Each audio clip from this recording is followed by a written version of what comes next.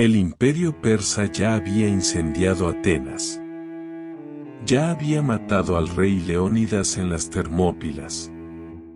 Ya había arrasado pueblos enteros. Pero aún no había ganado la guerra.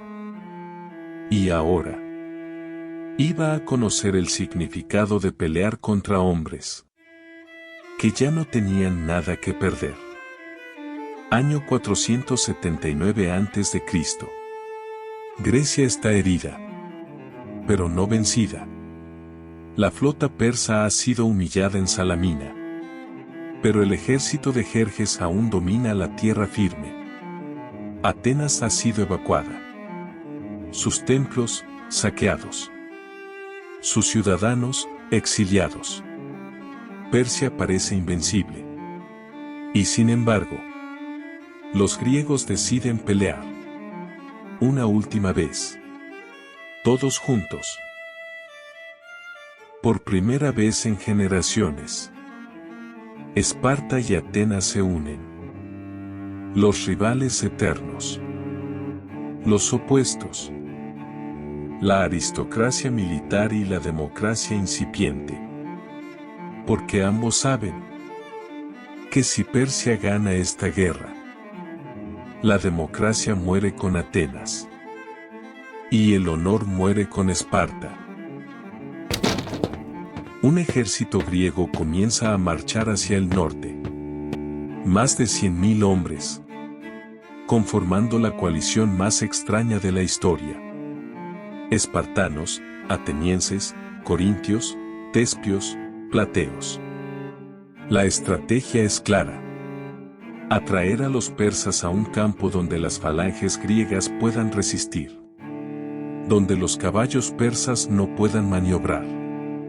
Donde el número no lo sea todo. Y ese lugar es Platea.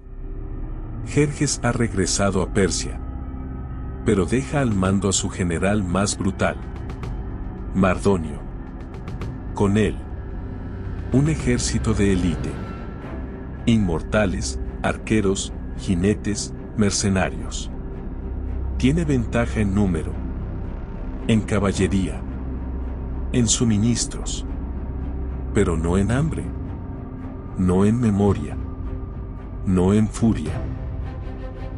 Los griegos se posicionan en una colina cerca del río Asopo. La tierra es seca, irregular, perfecta para resistir. Durante días, ambas fuerzas se observan, tantean, hostigan, pero ninguno ataca a fondo, hasta que Mardonio comete el primer error.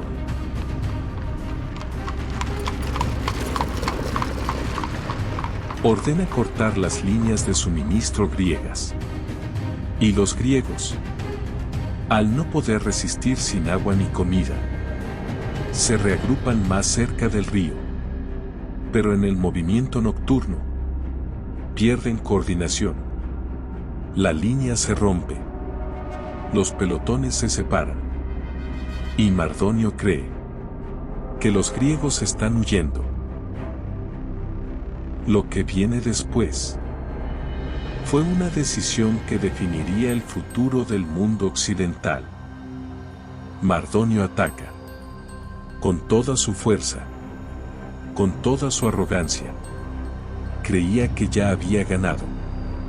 Creía que los griegos estaban vencidos. Creía mal. Los espartanos, aún sin estar en formación completa, resisten. Aguantan. Y avanzan. La falange se clava como una lanza. Los sopitas, hombro con hombro, reducen el campo de batalla a un callejón mortal. La caballería persa se dispersa. Los arqueros no tienen ángulo. El combate se vuelve cuerpo a cuerpo. Y allí, los griegos dominan. Mardonio muere en batalla, aplastado por la fuerza impenetrable del escudo espartano. Y su ejército pierde el alma. Los persas retroceden, corren, Pero los griegos los persiguen hasta su campamento. Y lo arrasan. Es una masacre. Una inversión total de la historia. Los mismos que habían sido expulsados de su tierra. Ahora están recuperando su mundo. La batalla de Platea no fue solo una victoria. Fue un mensaje. Podemos ser pocos. Podemos estar divididos. Pero si luchamos juntos, ni siquiera un imperio puede detenernos. Y todavía falta mucho por contar. Porque después de la batalla, vendrían los pactos, las venganzas, el nacimiento de una nueva era, donde Atenas y Esparta no serían aliados, sino enemigos. Pero esa es otra historia. El sol aún no se alzaba del todo sobre las colinas de Platea, cuando los griegos comenzaron a alinearse. El terreno crujía bajo sus sandalias. Sus lanzas temblaban, no de miedo, sino de tensión. Del otro lado, el ejército más poderoso del mundo ya había decidido atacar. Mardonio, general persa, confundió el movimiento táctico de los griegos con una retirada. Lo interpretó como debilidad, como desorden. Y ese fue su error. Porque los griegos no estaban huyendo. Estaban reagrupándose. Estaban esperando. Y cuando los persas avanzaron, lo hicieron demasiado rápido. Demasiado confiados.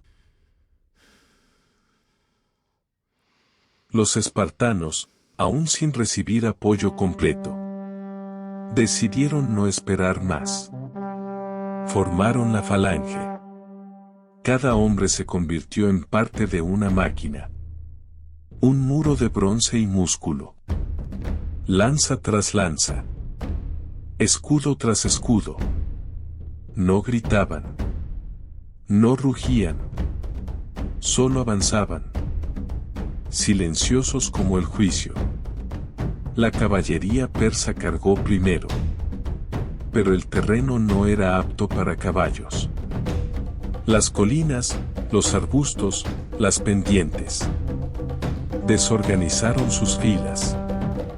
Y cuando llegaron al frente griego, no encontraron pánico. No encontraron miedo. Encontraron un muro. El choque fue brutal. No fue una danza de combate. Fue una carnicería. Los espartanos no peleaban por gloria. Peleaban por su civilización. Y no daban ni un paso atrás. Los persas intentaron flanquear. Intentaron lanzar proyectiles. Intentaron usar su número. Pero el campo se había vuelto estrecho. El espacio jugaba en su contra. Y los griegos, especialmente los espartanos, dominaban el arte de la lucha cerrada. Cada lanza encontraba carne. Cada escudo desviaba acero. Y en medio del caos, cayó Mardonio. No fue un duelo. No fue dramático. Fue real.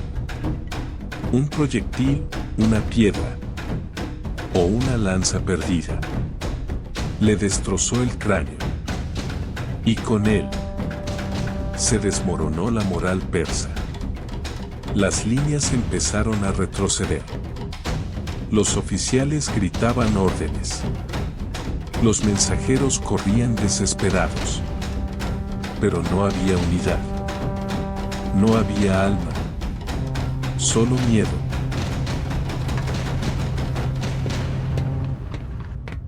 Los griegos aprovecharon. Los espartanos avanzaron como una ola oscura. Los atenienses, desde su flanco, empujaron. Y los persas comenzaron a huir. Primero por grupos. Luego en masa.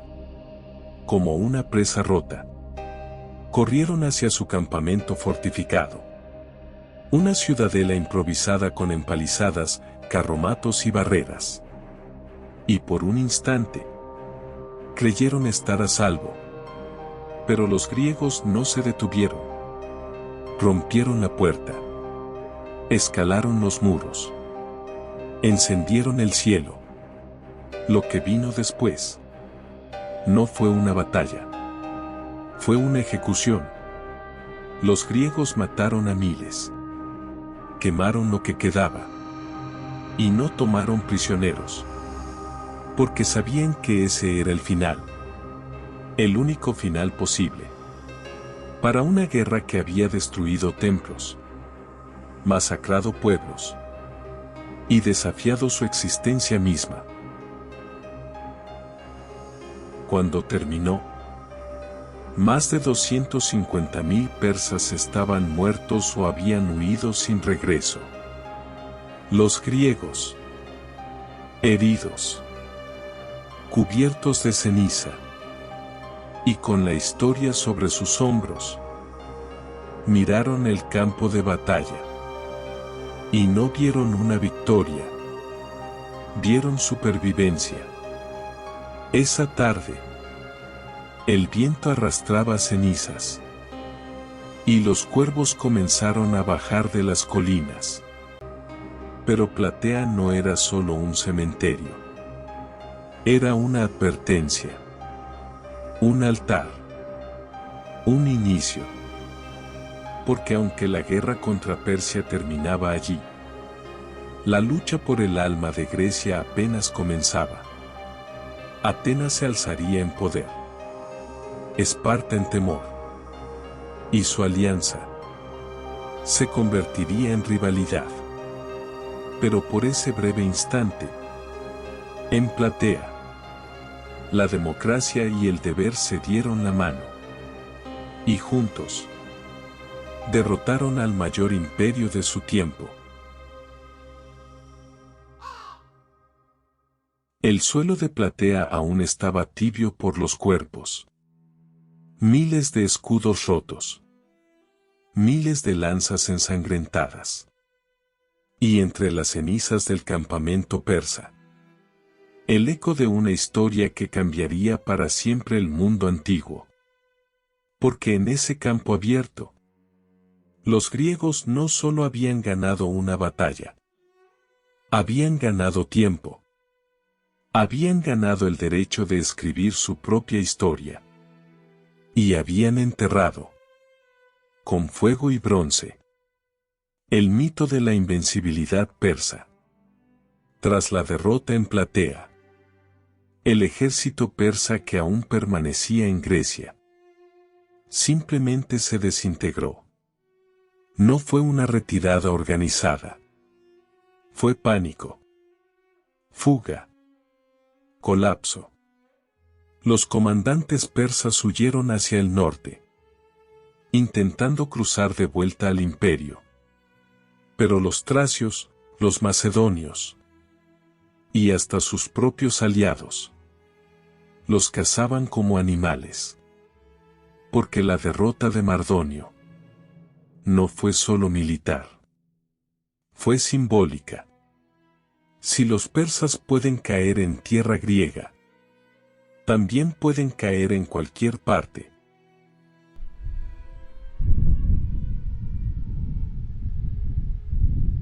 Los griegos, sin embargo, no celebraban. Sabían lo que venía. Y no era paz. Porque la alianza que había salvado a Grecia, esa unión improbable entre Atenas, Esparta, Corinto, Platea y Tespis, comenzaba a mostrar grietas. Atenas, victoriosa en Salamina, y reforzada tras Platea, comenzó a mirar hacia el mar, hacia el comercio, hacia el poder naval. Sus líderes hablaban de una liga defensiva contra futuros ataques persas. Pero muchos sabían lo que eso realmente significaba. Imperio. Una alianza forzada. Una red de ciudades bajo el oro ateniense. Una democracia, con rostro de dominación. Esparta, por su parte, volvió al Peloponeso. Triunfantes. Pero agotados. Y cerrados. Nunca les interesó liderar un imperio. Solo proteger su orden. Su tradición. Su forma de vida. Y veían con recelo cómo Atenas comenzaba a levantar murallas. Y flotas. Y ambiciones. La semilla estaba plantada. En Platea se derrotó a Persia, sí. Pero también se encendió la chispa de una guerra civil futura. Una guerra entre griegos. Una lucha fratricida que transformaría a héroes en traidores y ciudades en ceniza. La guerra del Peloponeso aún era una sombra distante, pero ya caminaba detrás de ellos. Y sin embargo, Platea resistía. Los sobrevivientes de aquella batalla regresaron a sus hogares como hombres distintos. Algunos nunca volvieron a hablar. Otros se dedicaron a la política o a la filosofía. Porque cuando ves a un imperio caer ante el filo de tu lanza, la muerte ya no es teoría. Es experiencia. Los persas jamás volvieron a invadir Grecia continental. Su amenaza quedó relegada al este, a Asia Menor, a las costas distantes del Egeo. Y mientras tanto, en la península griega, el mundo cambiaba. De esa tierra ensangrentada surgieron nombres que siglos después aún resuenan. Pericles, Alcibíades, Sócrates, Tucídides. Todos nacieron en el mundo que Platea ayudó a forjar.